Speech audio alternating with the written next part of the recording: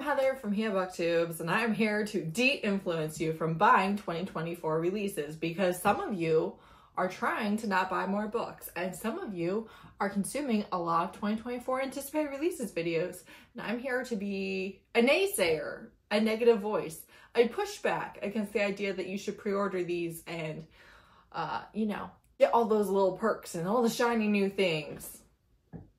No. So I am first and foremost a hater. I'm a hater. I do not have FOMO. I have JOMO, the joy of missing out. I don't buy books. I don't read a lot of big releases. First editing appearance. I'm here. I forgot to mention that I do anticipated releases monthly, and that is primarily for indie romances, which is what I read the most of, and also which are the hardest to find and don't get as much hype. And so I do that every single month. So every single month I'm talking about the books that I personally am interested in reading are coming out that month. So I don't know. I assume you know that, but you never know. Who doesn't know? So quite a few of these I am actually interested in. So I primarily read from the library and Kindle Unlimited.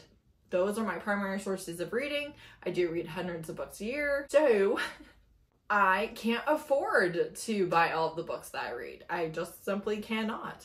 So my Instagram voted and they wanted me to do the math. So it was a lot of math, but we did it. It took me like 3 hours, but we're here. In 2023, I saved $1,437.99 by using the library and Kindle Unlimited.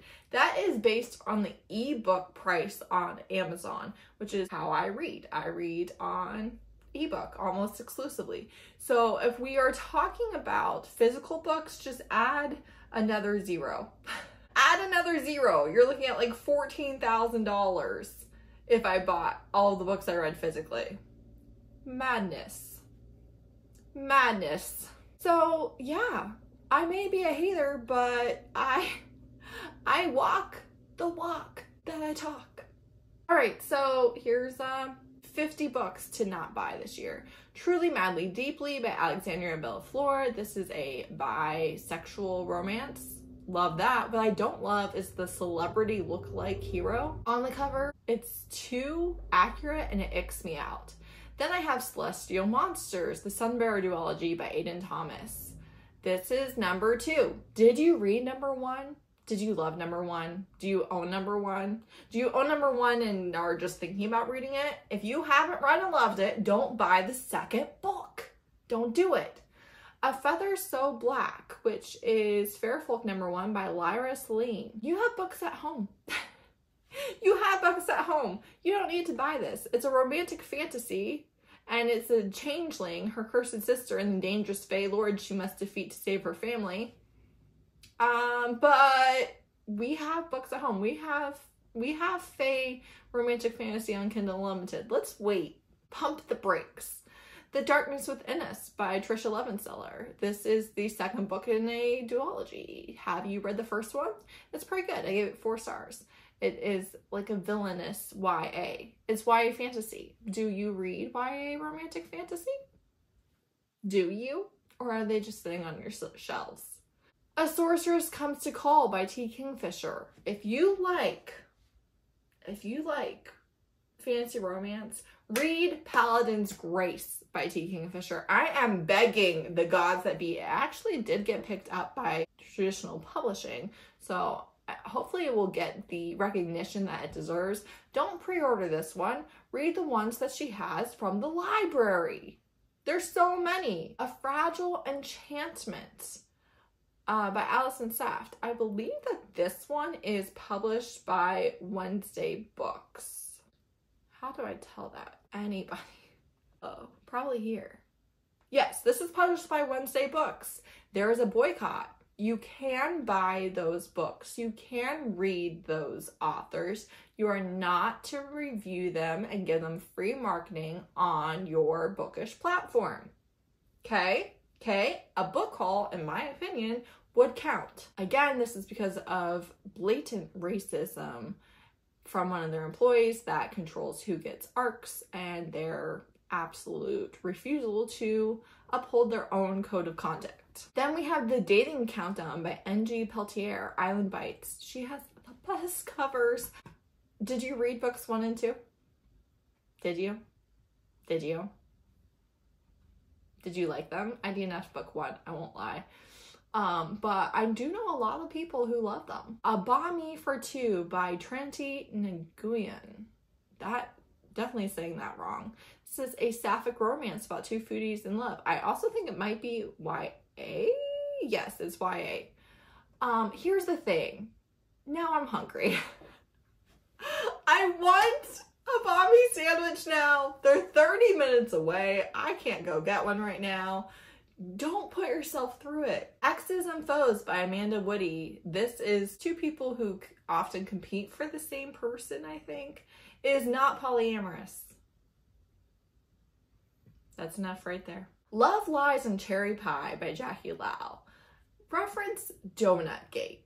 Okay, I'm not saying that this is an American Pie situation. My, Mr. Anakin guy. Maybe Vader someday later. Now he's just a small fry.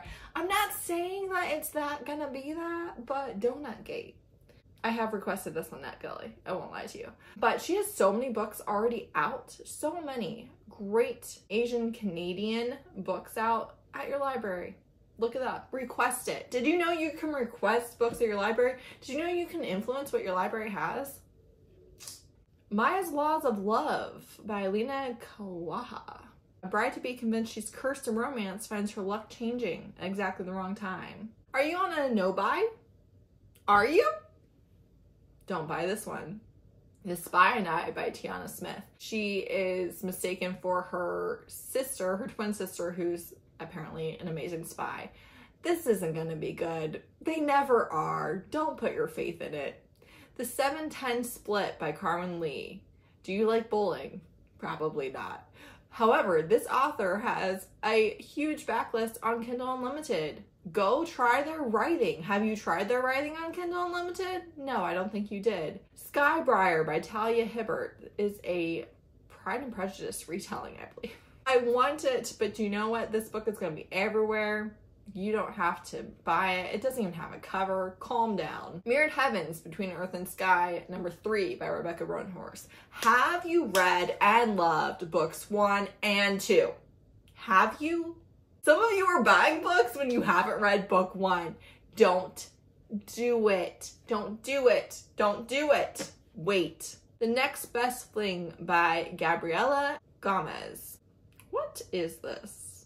Oh, it's a librarian. Secretly in love with her best friend for years. Oh, okay. All right. Listen, I remember this one.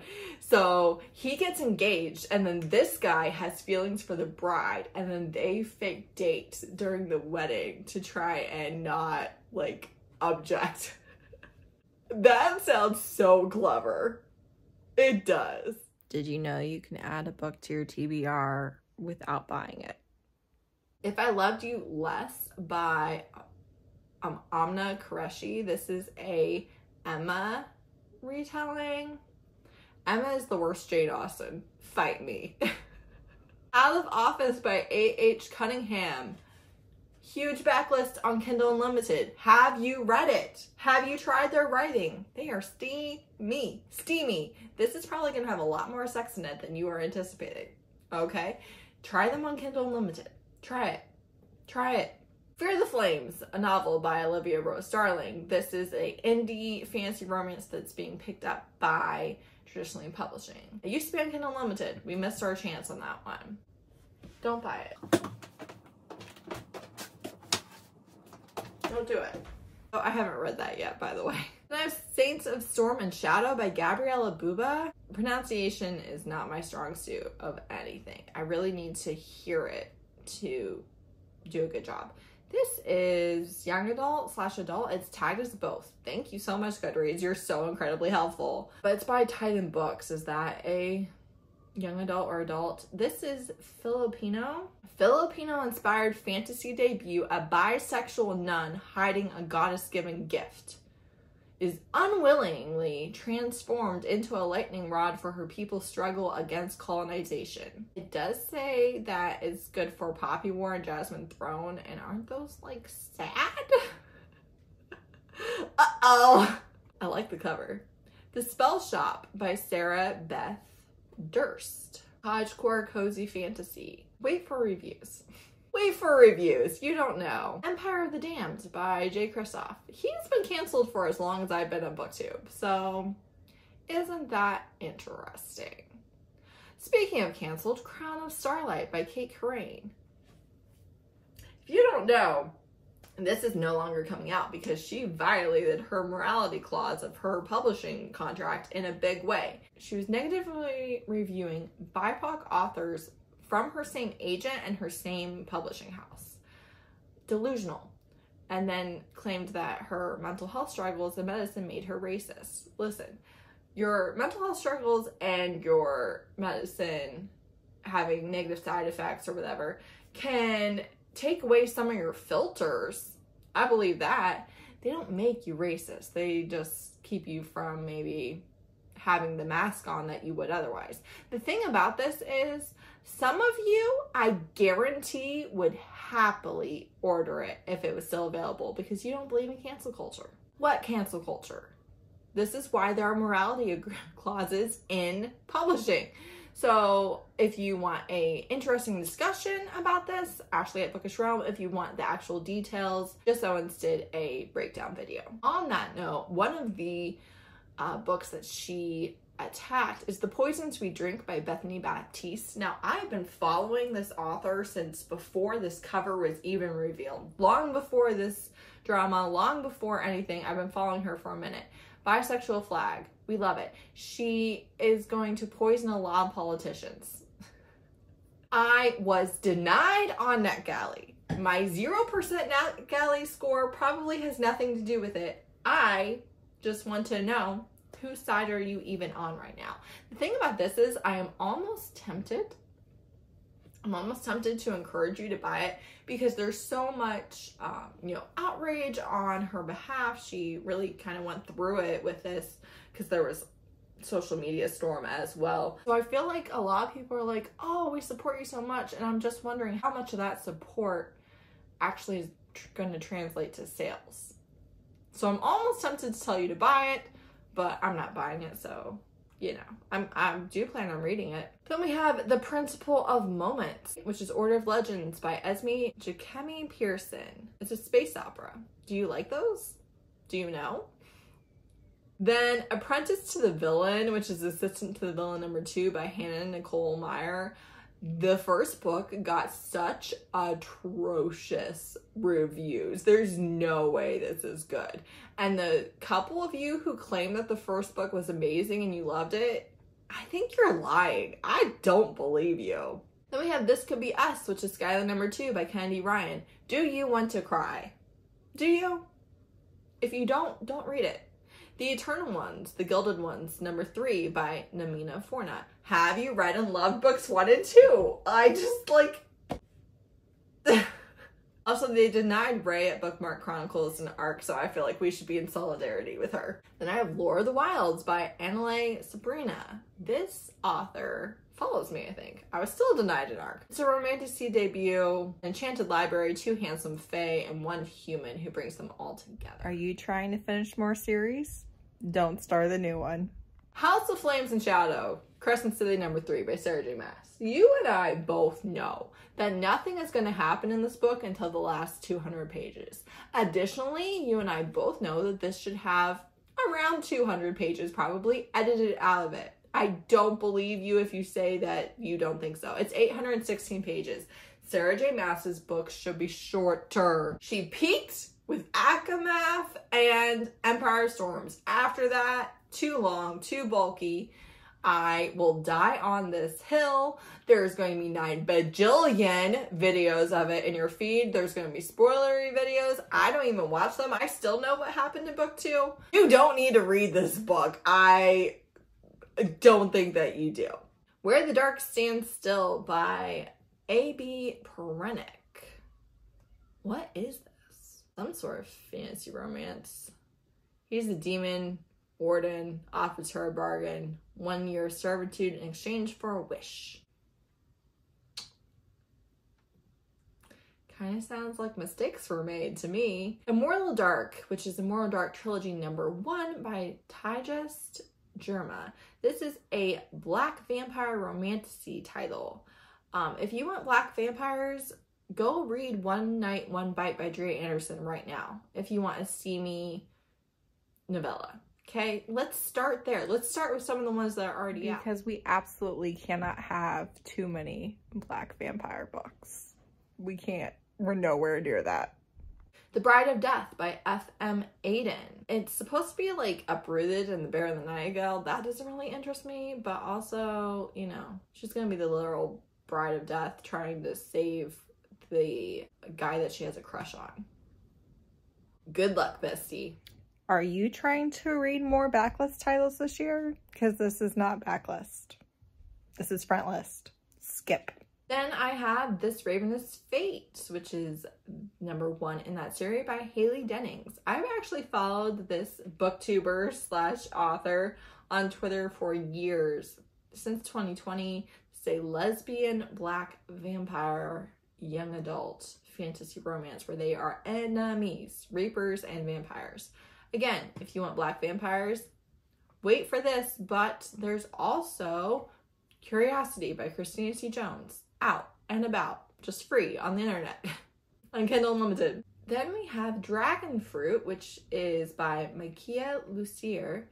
This is a romantic fantasy inspired by Pacific Island mythology. It is young adult. Are you doing a read what you own challenge? Because you don't own this yet. Why make it harder on yourself? The Bride Bet, Girl Meets Duke, #4 by Tessa Dare. If you have not been waiting for years for this, don't you dare.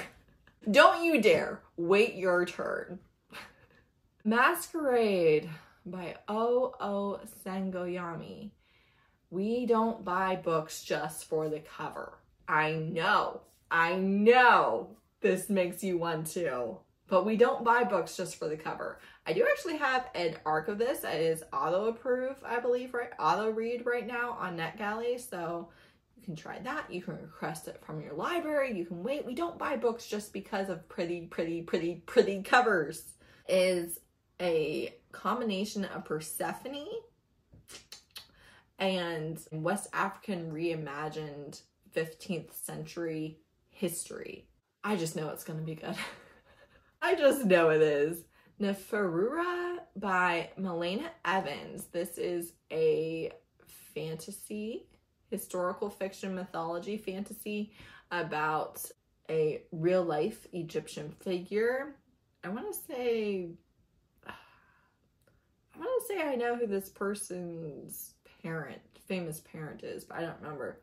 Daughter of a legendary pharaoh. I think she might be the daughter of Nefertiti, but I could be wrong. I will say that this author has a PhD in Egyptology, so yeah, wait for reviews. Feybound by Sarah El-Arifi. This I am worried about.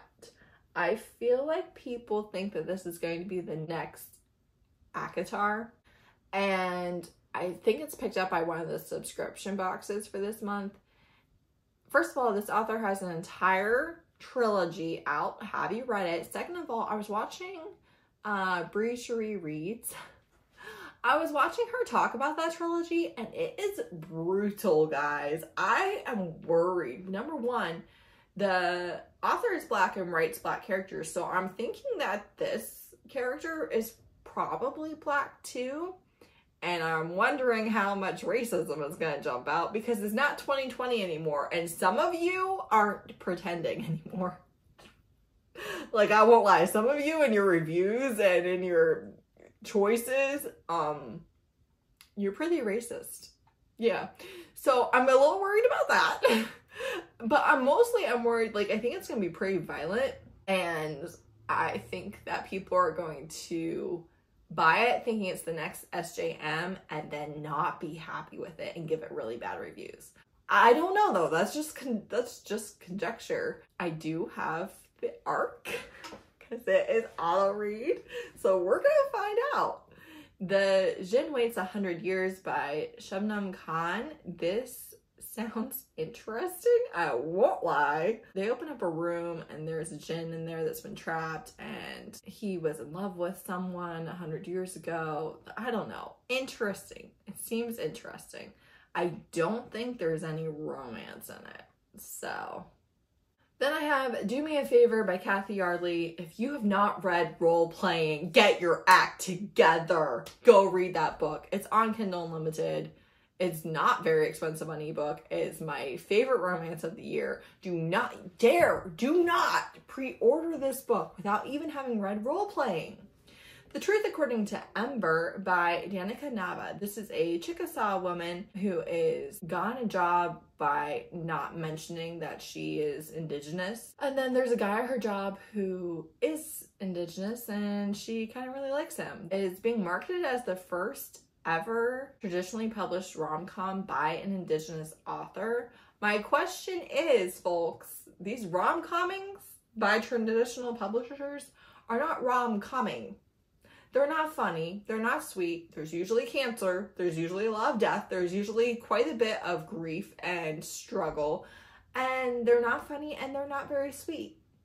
So we need you and me, not everybody necessarily, but you and me who are not buying all the books that we have ever seen in our entire life and think that they look shiny and pretty and interesting, should maybe wait for some reviews. Maybe, because how much rom-com is in this book? We don't know. The Good, the Bad, and the Aunties. Aunties number 3 by Jessie Q. Santanto. First book was great, second book was bad. A Cruel Thirst by Angela Montoya. If you haven't read Sinner's Isle, go away. This is vampires. That one's witches and pirates. So good. Queer Latina. It is like higher YA. So good. So good. So good. Loved it. Bride by Ali Hazelwood. If you don't like Ali Hazelwood's writing, I beg of you, drop it. Drop it. She is never going to change. If you do, but you don't like paranormals, maybe don't do this one. This is a complex paranormal. Also, it's like a megaverse, I want to say. She's a vampire princess and he's a werewolf. If you don't like werewolves, don't read it. When Grumpy Met Sunshine by Charlotte Stain. I am really looking forward to this book. I won't lie to you. I have followed this author for forever because of a tweet that she said that described her books. Have I ever picked any of them up? No. Am I going to read this one? Yes. Am I going to buy it? No. Do I love the cover? Yeah, I do. I really do like the style of illustrated romance covers with the details and the scene. If you've seen my book cover wishes video from months ago, which I actually have one of those coming up, know that I like that. Don't do it. A Witch's Guide to Magical Innkeeping by Sangu Mandana. Did you read and love The Very Secret Society of Irregular Witches? Have you tried requesting at the library? Have you? Have you tried placing a hold on the library or checking it out? Libraries help other people besides just you. Use your library. This is going to be so good. I know it. Heavenly Tyrant, which is Iron Widow number 2 by Jiren J. Zhao. Have you read book 1? Have you read Iron Widow? Did you love it? If you don't love it, don't talk to me. Don't order this book. Get out of my way. This is polyamorous Chinese historical sci-fi with a disabled protagonist. It's brutal. It's so good. It's so good. Have you read book 1? Do you own book 1? Do you have to buy books to read them? No, you don't. You don't have to. A Dance of Smoke and Steel, A Gathering of Dragons, number 3. This is our final one by Mila Vane. I've had this pre-ordered for like 3 years now. Still isn't out. Might potentially still come out in 2024, according to the author. Please, I'm begging. If I were you, though, I would wait for a more concrete date, personally. Additionally, it is several books into a series. It is the best fantasy romance series, in my humble opinion. And, you know, you're here for me, in my opinion. So there you go. There's 50 books that you should not buy. Not necessarily not read, although some of them... Ixnay. Some of them, no. Some of them you should not read. But look me deep in my eyes and tell me that you are going to read 50 2024 releases this year. You're not. You're not. I'm not. We're not. None of us are, basically, for all intents and purposes. Edit it down. Be selective. Did you know you can just add these books to Goodreads? You can just add them to Goodreads as anticipated releases. You don't have to buy it sight unseen. You don't. You don't. You can be in BookTube and not buy the books. You can love the authors and not buy the books. You can read and review and recommend these books 50 times in a single year, and you don't have to buy the books. That's my message. Thank you so much for attending this sermon. Thanks. Bye.